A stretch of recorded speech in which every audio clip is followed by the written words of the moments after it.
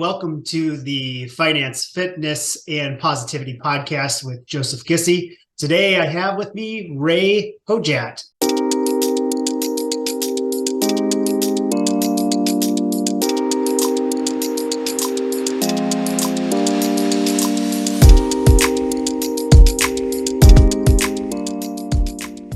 Ray Hodjat, who has been fighting the entrepreneurial fight from a young age, trying to figure out how to bring a balance between value in the world and profits to the company. He has written and published 3 children's books. He has run a youth basketball program and facility for over 15 years and has been an active creator, director of his own agency, Vicinity Group, for local marketing and brands such as DirecTV, BMW, and Farmers Insurance for the past 20 plus years. I know you personally, so that makes me reading this feel that much weirder. That's fine. So I appreciate it, man. You made it sound really, really solid. So I try to do what I can in order to make it sound really good for you. Anytime the host lets you write your own bio, you can't beat that. Yeah, so, exactly. So why don't we do this since most people don't, well, I don't want to say that. That sounds horrible. Most people don't know who you are. Most people on my podcast, they're getting to know you today. So tell us about your background, man. And actually, you know what? What's really interesting about this is what's going to make it fun, is that normally when I've met you in the setting of, I won't say the name of the company just because, but in the setting of fellow employees, right. At like different corporate events, around the area. So besides that, tell me the real Ray. Tell me a little bit more about your background. And the real Ray, man. Let me see. Young guy coming up, always was a pretty positive kid, on a pretty positive outlook on life, man, as a kid growing up, and wasn't much of a school kid though. So I was a good kid. I didn't cause a lot of trouble, but I didn't like doing homework. But I liked playing basketball. And that was me as a young guy, man. Just anywhere you look, you'd find me, all the way up until probably the age of, man, probably 38, 39. If I was missing, you knew where I was. I wasn't dead. I was at the basketball court. So that was pretty much me, man. And I just tried to run the dream of basketball for a while and played some college ball and ended up tearing my knee. And then I went to art school. And then from there, just been trying to do everything entrepreneurial that I can to kind of, number one, nobody wanted to hire me when I was younger. Just, not having the background that you should have to get the type of money I wanted to make. When I say nobody wanted to hire me, no one that I wanted to pay me the amount I wanted to get paid wanted to hire me. So I started pay you the amount you want to get paid today? Well, that's why you end up making your own money. So that was the whole thing. I said, well, if I own the company, I can pay myself whatever I want as long as it's a profitable company. So that's pretty much what I did from a young age, man, trying to figure that out. And it's been a heck of a journey, and I've done a lot of things. I'd say a lot of things up until this point that, some have worked out really well and some haven't. And I've learned more from the ones that haven't, for sure. So what exactly are you doing today? I know Vicinity, but what is it you do, and what makes it about this company that's making you successful? And by the way, so the last few podcasts I've been on, and mostly, this finance, fitness, positivity podcast, it seems like it's becoming more and more entrepreneurial. It's just the type of people I'm kind of surrounded with. Right. Even if they're in the entertainment industry, I mean, they're an entrepreneur, whether or not people realize that, because they have to focus and run their own business. Give us some examples of things maybe you've tried out, what's been successful, and what are you actually doing today? Well, the thing you talked about in the beginning, the children. Once I started having children, around the age of 30, I wanted to do stuff that included them, or that was, complimenting them in some way. So the children's book was the first thing that I took a stab at. And, I've always been an artist and drawing and creative and stuff like that. So we just started doing some books, did pretty well, ended up on the, bestseller list for on Amazon and a couple other places. And it was just a really fun, cool journey. And then once your kids start growing out of things, if you're not making the income you want when you're doing those things, then you kind of move on to the next big thing. And that's where I got into the basketball training. So I wanted to still be around my kids and still make money. And I started a basketball program. I was big into martial arts for my kids. I wanted them to learn discipline and things like that, me growing up to immigrant parents, as wonderful a job as they did, they were working all the time. So, and they spent a lot of time with us for people who had to work all the time. But, it was more about when they were with us, they just wanted to love us. They weren't trying to really teach us too much. They just wanted to love us. So, which was great. And it taught me to be that way as well. But I really want my kids to have a certain type of discipline. So when they get older, they're not going through the same stuff I had to go through trying to find that discipline. So martial arts was a big thing for me. I started taking my kids to a martial arts class, and I was like, man, I could teach this stuff, but through basketball, and that's what I do. So I started a basketball program when my daughter was about 2 years old, 3 years old, and I've been running it since then. I started a facility, and now I'm on my second facility. So just kind of been going with the flow of things, man. Anything I felt like doing, I've been doing, and I try to find a way to make it a profitable business at the same time. So to keep my family, successful and at least fed. Yeah. And there's times where they haven't been fed, back in the days. So we got to go through the ups and downs of that. So your marketing company though, Vicinity, I mean, I know you have the lab. So now you have 2 labs. Is that what you're saying? Well, we're getting rid of one of them. One of them was a larger lab. We're getting rid of that. And then we're opening up one. Yeah. So getting rid of the bigger one, going into a smaller, more manageable type space where we can open up multiple labs. So that's what we're looking at.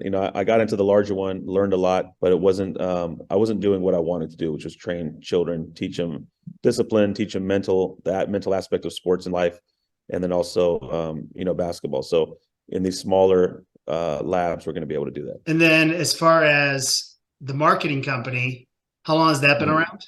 I've been doing marketing since I got out of school. So it's been probably 24 years that I've been doing marketing. And a lot of it was just doing marketing for my own companies that I was starting. So I was trying different things and just do it. The cool thing is, the reason I like doing what I'm doing now, which is working with these companies that have small businesses as their distributors, I get to help these families that were going through the same stuff I was going through, trying to market their small business, trying to feed their family.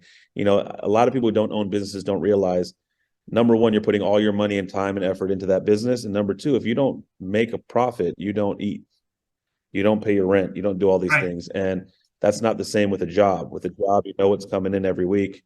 You just don't know that with as an entrepreneur, especially in the early days. You have no idea. It's just whatever is coming in is coming in. And sometimes you're eating really well and you're dressing nice. And sometimes you're just trying to find out how to feed everybody. So I really appreciate the fact that I put a lot of my heart and soul into these pieces that I make for these distributors, because I know that there's a lot that goes into it and a lot that can help. So it's really interesting because you're absolutely right. Like, when you own a business, it's a certain type of personality that's an entrepreneur and can handle the ups and downs. And then there's other personalities, it's not for them whatsoever. I just got my hair cut, and I was just talking to the lady that cuts my hair, and she was asking me a few questions. And for some people, they know what they're supposed to do. They just need that external voice to say, hey, why don't you try this, this, and this? And then they finally get the aha, okay, let's do it. Or maybe they're just so ingrained in the day-to-day, they don't take the step back, as a customer and come in and see something. And I think that's where you can add a lot of value to them. Sure. Your hair looks great, by the way, man. Yeah, I did it for you. Made sure to get specifically. I appreciate it. Yeah. I did mine for you too, but it's under the hat, man. So Golden State tonight. So, my son and my family, big Golden State fans. So I had to represent today. Yeah, I get it. I get it. Now I'm in Chicago, so I have the home of the Bulls over here. It's a little different. Funny though? You didn't see this part. Where's that? Oh yeah, look at that. Michael Jordan guy, man. I'm a Michael Jordan guy. So yeah, his home's for sale still, like 14 million, and it has his number on it and his basketball court. Just let me know when you're ready. I'll hook you up with the seller. Man, I'm telling you, if I was there right now, if I was at that point, I will be one day. But if I was there now, I'd do it. Yeah, it's discounted from where it used to be, so you never know. You've had some challenges along the way. Can you give us an example of like something you struggled with and like maybe how you overcame it? Yeah, I think one of the biggest struggles is most people are and there's nothing wrong with it, so I'm not judging it, but being an entrepreneur, and now it's a little easier, I would say, because a lot of people say they're entrepreneurs, but it's a different type of person that wants to be an entrepreneur, and it's a different type of person that can be successful at it, but also most others don't understand why you're doing it. So whether it's your family, it could be your spouse, it could be anybody that's around you.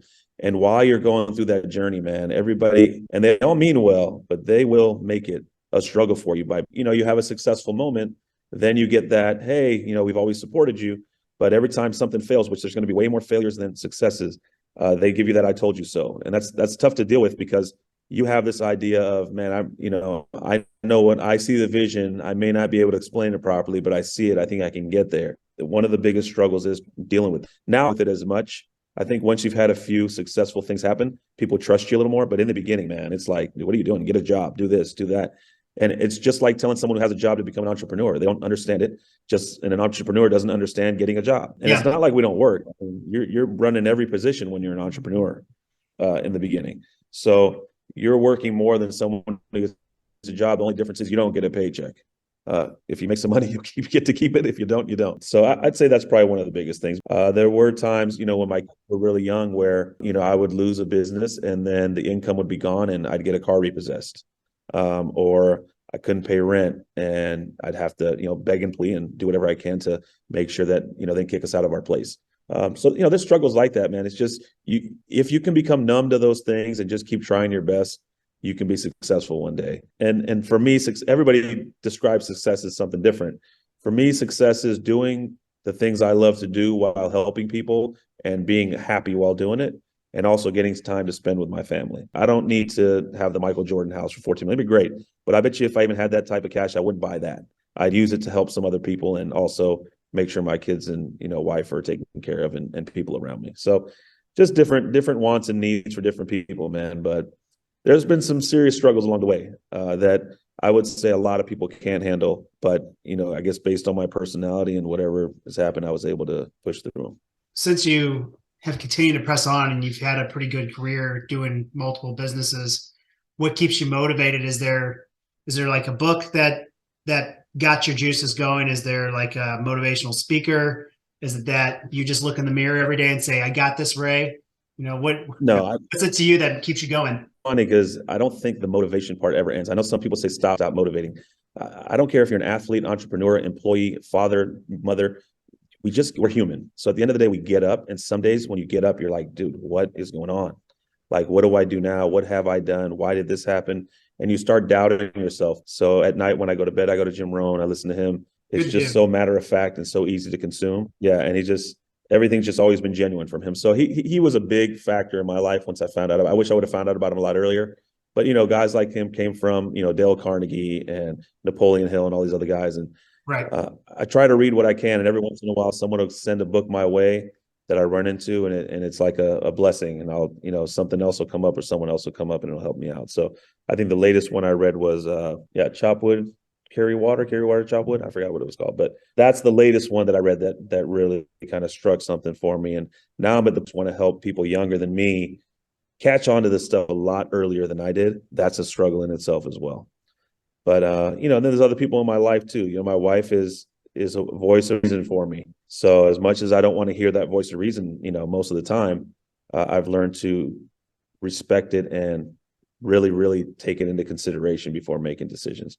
Because, she's not an entrepreneur, but she is kind of by default because she's been with me and she's been taking care of the kids for the last. So there's a lot of people, man. You just got to keep your ears and eyes open and respect everyone's opinion in a way. But at the end of the day, you got to stay true to what your beliefs are.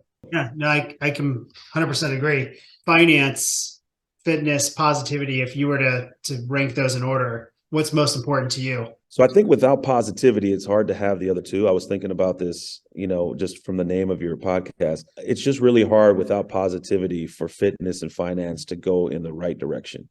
So I would say if I had to give one weight, it'd have to be positivity. Now, here's the tough part. If you don't have good fitness, you don't have good finance, it's tough to also be positive. So it's it's kind of a catch there where which one came first. But at the end of the day, if you can keep a positive outlook on things, I think that's going to allow you to get to places that you normally wouldn't be able to without it. And I've seen a lot of people obtain good fitness and good finance, and they are not positive people and they're not happy people. And that's worse. I'd rather be positive and broke. Let's put it that way. Positive, happy, and broke, have a bunch of money and be a miserable person. One of the things I was thinking about right now when you asked me kind of what keeps me going. So I don't know if you knew, but I dealt with heart palpitations since I was about 34, 30. So yeah, you wouldn't do any CrossFit. I don't know if we ever talked about this. Yeah. I've asked you to do some workouts with me. And you're like, no, I can't. And I go, okay, that's fine. I get it. And I'm telling you. So just I know it wasn't personal, but just being a former athlete, man, and not being able to do these things, especially with my kids now, I tell them to do, you got to do this, you got to do that. And they're like, well, Dad, you don't do any of this stuff. And they understand my situation. But I would get up mornings and I can't breathe because of the palpitations. In the beginning, I had no idea what it was. And I would be at the hospital. I'd say there was about a good 2 years where I was at the hospital 3 out of 7 days of the week. That was my week. And I would just get up and my heart would palpitate, and then I would freak out and I'd go to the hospital, and the hospital's like, look, you got to have palpitations, but you're not going to die. I'm like, no, you're not. Listen, I'm going to have a heart attack. So once I figured all that out and kind of got over that and worked through it, I still get the palpitations, man. But once I figured that out, every morning I get up and I'm just breathing well. There's not too much you can do to ruin my day. There really isn't. So I think that perspective that was given to me, and I think it was a blessing that it happened. A lot of people look at me sometimes like, dude, why are you so coffee today? I'm like, because I am breathing perfectly. Like, my heart is beating nice. Everything's going well as far as that goes. So, when we talk about that, fitness is a big part of it, man. If you're not fit or you're not healthy, I mean, health at the end of the day, if you're not healthy, it's really tough to be there on those three, man. I think you picked three perfect terms there, that one is tough without the other. I actually put some time and thought into this for the name of the podcast. I mean, like, you could say things like God, you can say family, you can put that stuff in there. But for me, when I'm talking about self-reflection as a personal, human being, like the things that I need or the things that I think I can control, right, more than anything else, are those three things, right? Like fitness, hear me out on finance. Finance, you can control to a point because you can figure out a budget. You can learn how to, not buy something, scale back. So you could manipulate how you navigate through life with finances. There's a way of doing that. Fitness isn't just, there's the physical fitness, there's the mental fitness too, which bleeds into the positivity, right? Like if you're not mentally tough up here and you're not also keeping your body, somewhat in shape, or at least trying to, or do it, trying to take care of yourself. Like you said, it's hard, and you just go down this spiral, and then you just make bad decisions. So I got to tell you, it's way more fun being positive and enjoying talking to nice, fun people than it is, negative. I've done since, like, not just since starting this, but when I came up with this idea, it was like, if somebody's negative, I just literally get off the meeting with them now. I'm just like, you know what? I got to go. Oh, somebody just called. Got to run. Like, I literally make an excuse, and I'm just like, I just want to cut it off. You have a different perspective because of the heart palpitations. Can't talk, but I don't have, anything like that going on, but I've heard that, happen with other people. Yeah. Life is too short. What perspective for me did it? It's because of the little guy that's in my world, right? So it's like, I only have so much time that I'm here that I can be a role model for this guy. Just don't have time for any of that negative energy anymore. It's just done. No, it's tough, man. And that the problem is just the type of people we are. We want to help people. It's really hard when you're around negative people like that, you want to help them. But it's not a quick fix, unfortunately, if you haven't gone through the things that we've gone through. And you got to read the books, man. You got to read the books. I mean, right now, look, we're on a podcast together, right? We're on the internet. Somebody else is using the internet for nonsense. A kid, right? My son probably is watching a bunch of anime. And I get it, man. We use stuff for entertainment as well, but there's so many that we have so much access to information that could be positive information. But what is the stuff that people are viewing? It's the negative nonsense. Everyone, that's the stuff that has the millions and millions of views. I'm looking at some of the Jim Rohn videos, and it's like 20,000 views. And then I look at this guy snorts slime, and it's like 40 million views. That's where we're at right now. But at the same time, I want to help people, man. I want to help people experience what I'm experiencing with the positivity. And I want them to understand how to get there. Not everybody's ready to get it. Not everyone's ready to understand it. There was times when I wasn't. I know one of the questions you asked me was about mentors. And I think I had a lot of mentors growing up. I don't think I realized it until now.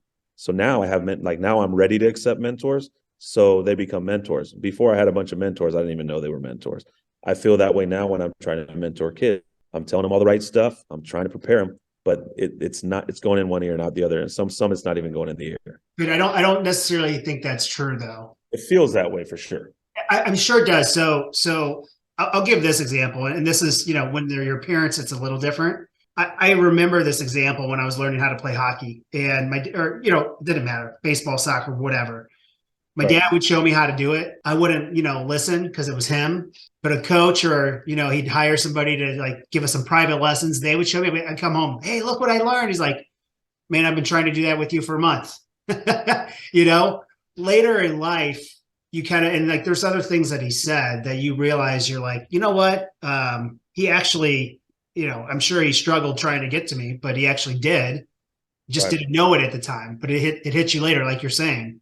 You don't know that they're mentors until later in life. So you don't know what impact you may have on these people 5-10 years from now. I think at the end of the day, our intention is the impact, but I think we need to do it whether or not we feel like that impact is happening, right? So like, it's like people say, I'm not going to help the homeless situation because it's never going to be solved.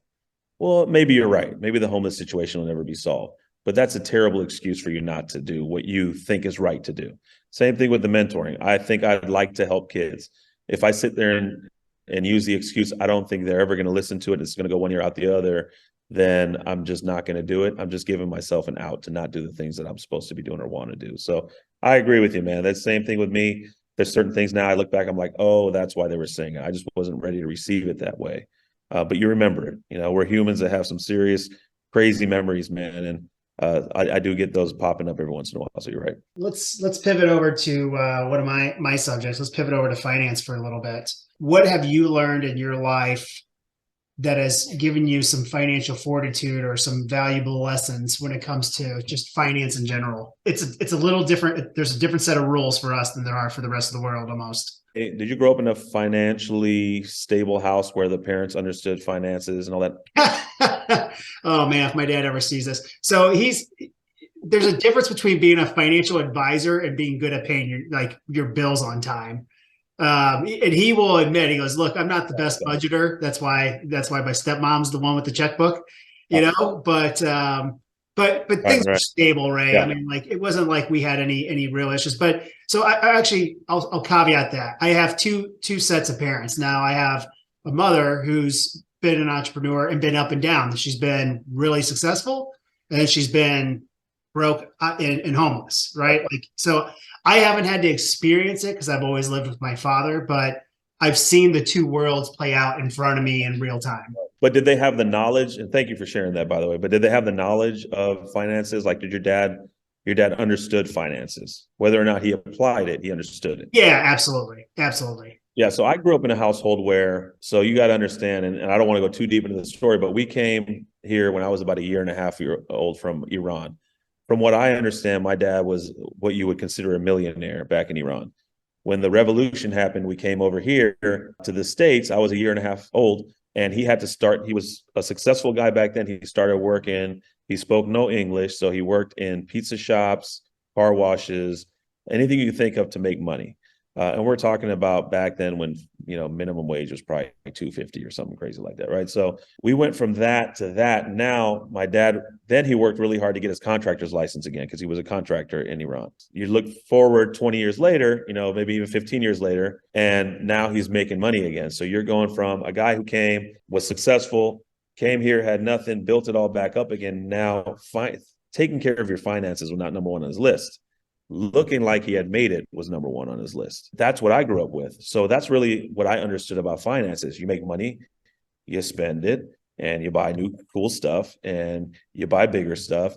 And that's how I started my journey. It took me a while to realize that stuff doesn't matter. It shouldn't matter. Not that it doesn't matter. It shouldn't matter as much as taking care of the finances. Now, does that mean I'm great at taking care of my finances? No, but I do have the knowledge it takes to get better and better and better every time as I go along. I'm not perfect in any way, but I have an understanding now that I feel like, hey, if somebody gave me $1 million to mess with, I'm really going to be thoughtful about how that $1 million is spent and where it's going to go and how we can get that million plus more to come back. And it's taken me a long time to figure that out. It's been 999,000. And it still doesn't guarantee anything. On a new business. Yeah. Well, the way I do it is I just send it to you. I'm a little different than most of the advisors out there. So it's interesting, but the industry is changing for sure. It's a completely different beast than what it used to be, and rightfully so. I mean, there's new tech, there's disruption, there's all kinds of awesome stuff that's coming out. But finance, and Jim Rohn teaches this actually, and I think he recommends. I think the richest man in Babylon was one of the books that Jim Rohn recommends. I listen to a lot of Jim Rohn too. So my jam is I wake up, I go downstairs, I jump on a treadmill, and I'll listen. I won't listen to music. I listen to positive and motivational speeches, or I'm learning. Like you said, we are in an unprecedented time where you can just literally watch a video and start absorbing information on like time and a half.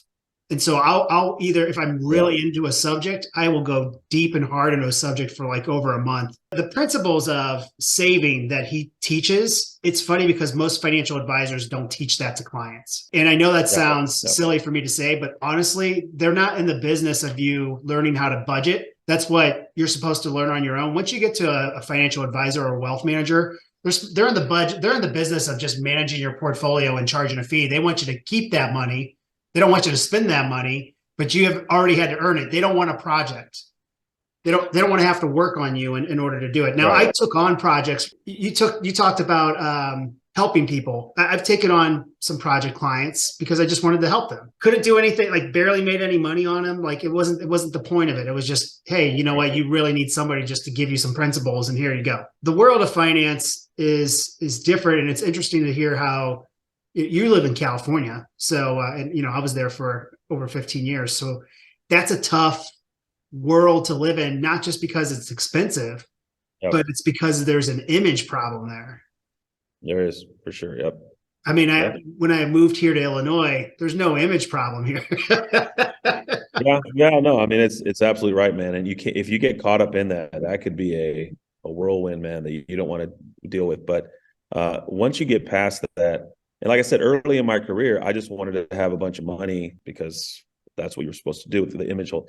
And then later on, man, when real life stuff started happening, you realize what a shallow way to live. What a way to, it's a great way to be miserable. And it doesn't mean don't dress. I'm not saying don't dress for the occasion. Don't do this, don't do that. But look, man, if it was that case, I should have got a nose job, 20 years ago.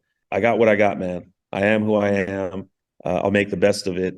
But I'm also not judging people that want to feel better about themselves. If that's what you want to do, I have. It's not up to me to judge anybody for whatever they want to do. It's just not a way I'm willing to live, man. Like it's about me, my family, my kids, and being a good person to everyone you come in contact with. Trying your best. And you're not always going to get the best reviews, man, no matter how much you try. There's always somebody out there that doesn't like whatever it is you gave them. And as a person or as a entrepreneur or business, whatever it is. But I just try my best, man. And sometimes it works out and sometimes it doesn't. You said something earlier. You were talking about how you have to press on even those around you might be negative and might be telling you not to do something. What advice would you give to somebody who wants to get into like, let's say they're starting a business? What would be your advice to them? Yeah, number one thing for anything you do, for me, is purpose. What's your purpose for wanting to save that money? Because your purpose may not line up with what your action is. And I think that comes down to even owning a business. What's your purpose for owning that business? And then if you see that your purpose is a one-sided thing, let's say your purpose is because I want to make money, then is that purpose strong enough to continue when things are not going as planned, right?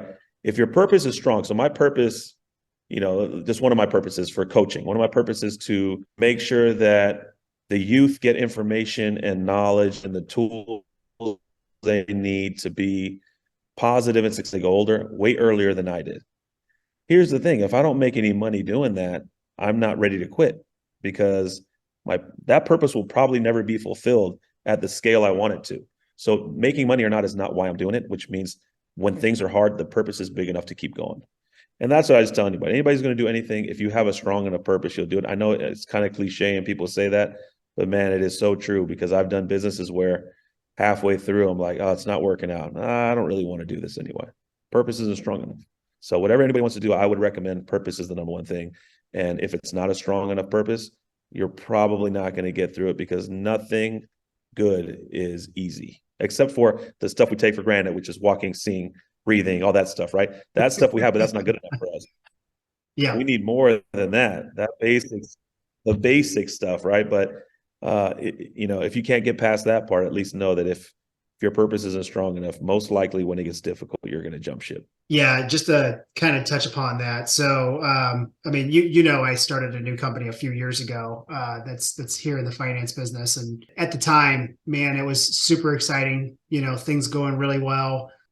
People joining the company, wanting to join the company, and get all these interviews. A lot of fun, and somewhere along the middle, look, I'm nowhere near the end of my journey, but just somewhere along the middle of, I would say, this past year, it started getting really Yep. heavy. Like, it just really started getting draining, almost thinking like, why am I waking up? For me, I had to rediscover my why, my purpose in your Yep. words, and go, you know what? I need to get back to why I'm doing this. I need to get back to who I decided I wanted to do this for, and just really enjoy doing it again. As soon as I flip that, switch back, man, it's changed dramatically. I mean, absolutely Yep. night and day. And then you start becoming more productive again. You Yeah. actually start attracting people again, where you were detracting, people were going away, they're leaving, or they're not wanting to join. Now all of a sudden people are wanting to join. Like, it's a completely different mindset that happens. It's that positive factor that's exuding off once you get it going, right? It really is, man. And one of my mentors, my main mentor right now is Coach Mason. So Coach Mason, he's been coaching for over 40 years. He was mentored by John Wooden. You can't write it up any better, man, for my story where I run into this guy and I get to be mentored by him, right? It's like I couldn't write it up. But he always says, when you're in a game, and he treats everything, he relates to life, they shouldn't know if you're winning or losing by looking at you.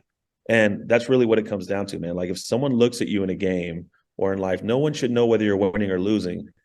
Can you high five somebody during a loss? Because it's easy to high five each other when we're winning, right? We can cheer, and you see it in kids all the time. You can tell right away when a kid is losing at a game. The unfortunate part is we're going to lose way more than we win through life. That's just part of the journey. You're going to lose way more than you win. Does that mean you're going to be miserable more than you're going to be happy? Right. And that's where enjoying the process and the journey is a big, big deal for me. So the way I approach things now, if I start a new business or whatever I do, I welcome the challenges that come along with it because I understand those challenges are going to come. If I go and say, oh, I hope this doesn't happen, I hope that doesn't happen, it's going to be a miserable ride, man. And why would you want to live that way? And it's hard to do, especially when you got to pay bills. So what I'm saying is hard. It's not easy because if you don't get the money, yes, of course you're going to be upset. You got to pay. But if you really accept the journey, it's crazy how things just start working out too. You start navigating around those negative things and only attract those positive things past that. Then the negative things just don't impact you that way like they would normally. Because if all you're worried about is what's not going to happen to you, I promise you it's going to happen and it's going to suck. As opposed to, hey, man, if it happens, how are we going to get around it? What's the solution there? It's funny because, with Christina, I think they make fun of me. They call me the solutioner when we work together. It's not even a word, but they call me that. I've never And heard it's, that once, but that's yeah, okay. You can but self-proclaim the it. solutioner is because if something comes up, man, I'm just not the type of person that goes, oh man, what are we gonna do? That might happen in my head just as a human, right? But never will you hear those words out of my mouth. The first thing I'm going to say is, what do we got to do to fix it? What do we got to do? What do we got to do? What do we got to do? And that's it, because I don't understand any other way except getting sad. And I don't want to be sad. It's taken a long time to get to this point. A lot of things you have to go through, trials and tribulations. I'm still nowhere near where I think I'm going to get to eventually, but I'm happy to be where I am for sure. It's funny because I used to say the same thing. I used to just tell people I was a problem solver. Back when I worked in the consumer products industry and Monster and Budweiser, I'd come in into somebody's store and just be like, I can just solve this problem. Or if there was an issue, I just felt like I was just solving problems all day, which actually becomes kind of fun in some instances, actually, when you can actually solve what issues they're having and you can see that outside angle. I think that's pretty cool. That's where value comes in, man. If you can be that's a valuable position right there. And a lot of people judge CEOs and things like that. And I know there's a lot of dirty stuff that happens, but most of the time, value is what gets you there. It's not about a skill, a specific skill. It's really the value you bring. So if you can come in and turn something around that wasn't doing so well, just by the way you speak or just by the knowledge you have, it's something that it's hard to put a price on, right? And that's why these people make the money that they make to solve problems and do things like that. But yeah, I think finding a solution is always going to be quicker than just complaining about it. And I'm not saying don't complain. You're going to complain a little bit in your head, and every once in a while you're going to be like, this is too much. But you got to just pull yourself back out and focus on what you got to focus on. And it's a constant battle. It's a battle. It pulls you back in, pull yourself back out. Just don't lose the battle. That's all I say. Just keep fighting the battle. Some of us, it might take longer than others, but keep fighting that battle until you finally get a hold of it or the problem passes. And that's the thing is when we say problems pass, they don't really pass. The pain of the problem might pass, but you need to find a solution for a problem if you want to continue moving forward. I try to make it as easy on myself as possible, man. I've dealt with this hard stuff long enough where why would I want to strain myself any further and deal with something that I don't need to? So what's the future hold for Ray? What do you see yourself going from here? Well, my daughter's in high school. She's in 10th grade going to 11th. She's starting to come into her own. It's funny because you were talking about they're listening even though you don't think they are. I can see certain things that I've been telling her since she was a baby now starting to come to fruition. It took her 15 years to get to almost 16 years. And my older son, who's just turned 14, he's going to go start high school. Big basketball guy. I'm told I live my dream through him, which I'm sure is partially true, but at the same time, I try to be real conscious about that and not do that. I try to keep him from some of the pains I had, getting cut from teams when I wasn't prepared, dealing with my emotions, things like that. I'm trying to help him in those situations where if I went through it, hopefully you don't have to.